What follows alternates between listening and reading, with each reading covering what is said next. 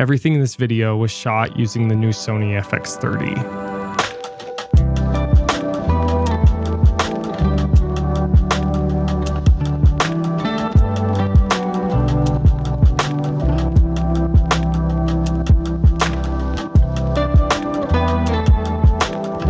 Whenever I get a new camera, I always like to test it on the streets. I feel like that's the best situation for me to test the dynamic range, autofocus, and handheld capabilities of a camera. It's also just an opportunity for me to get used to the ergonomics and feel of a camera. I pre-ordered the Sony FX30 the day it was released and received it a month later and immediately took it out on the streets. I also purchased the Viltrox 13mm f1.4, which is currently filming me right now, but that was the first lens I used testing this camera out on the streets. I also had my Sigma 24-70 2.8 and the Viltrox 85mm f1.8. Now this video is not a full review of the Sony FX30, and I will be coming out with a full review of this camera once I've had some time to really put it through its paces. But this video is just a first look to show you the capabilities of this camera right out of the box, including using it with some budget lenses like the Viltrox lenses. So take this video for a grain of salt because this is exactly how I would have shot these images in this situation.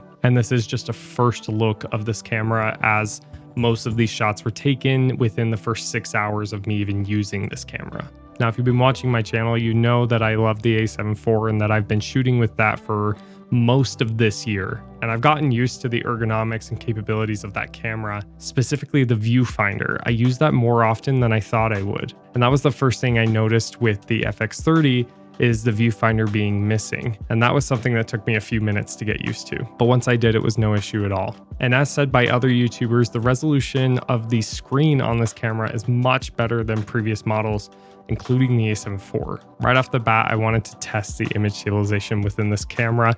Given that it's a smaller sensor size than a full-frame camera, I was expecting it to be much better than the Sony A7 IV.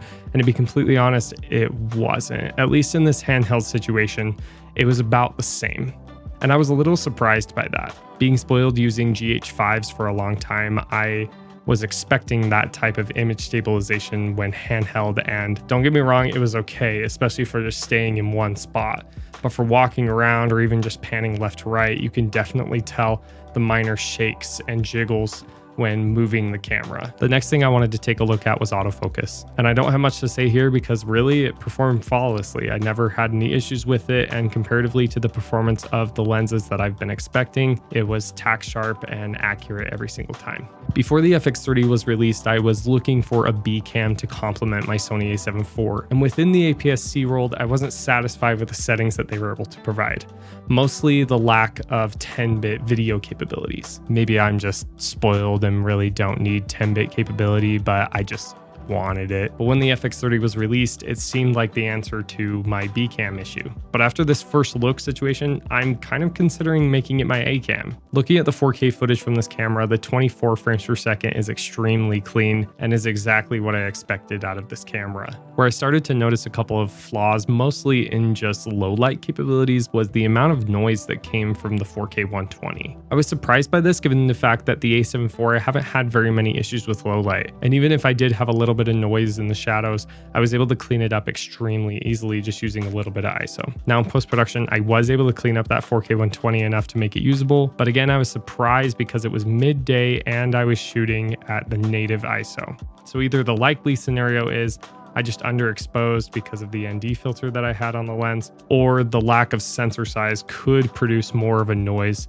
in the shadows. And that's something that I'm going to have to test a little bit more and put in my full review of this camera, as well as the comparison video that I'll do between my A7 IV and the FX30. So make sure you subscribe so you don't miss out on that. Sensor size has never really been a big factor when it comes to video content creation for me. My first cinema camera was the Blackmagic Pocket 4K, and that's a Micro Four Thirds sensor. And I never was annoyed by the sensor size of that camera. And on top of that, most of the professional work that I've done in the commercial industry has been on the Arri Alexa Mini or the Arri Mira, which are both Super 35 sensors. So I find it really surprising that the biggest complaint of this camera is the fact that it's not full frame, which if you wanted full frame, you should have gotten the FX3. So long story short, I have no problem with the APS-C sensor. In fact, I see it as a big benefit given that there's a lot more budget options in lenses in the APS-C world, and I don't have to spend tons of money to get a good full frame lens. Again, I haven't really been able to put this camera through its full paces yet, but just from the limited time that I've been able to use this camera, I would probably say that if you're a beginner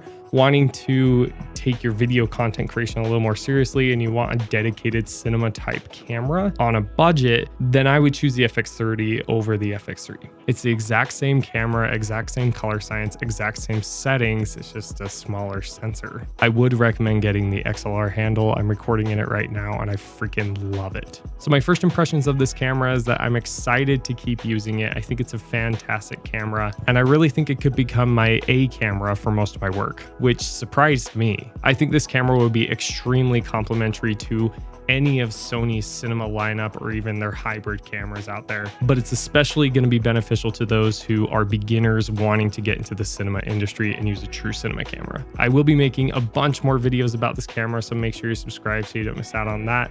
And watch this video next if you have a second, and hit that bell button so you never miss out on new young filmmaker content. Good luck filmmaking.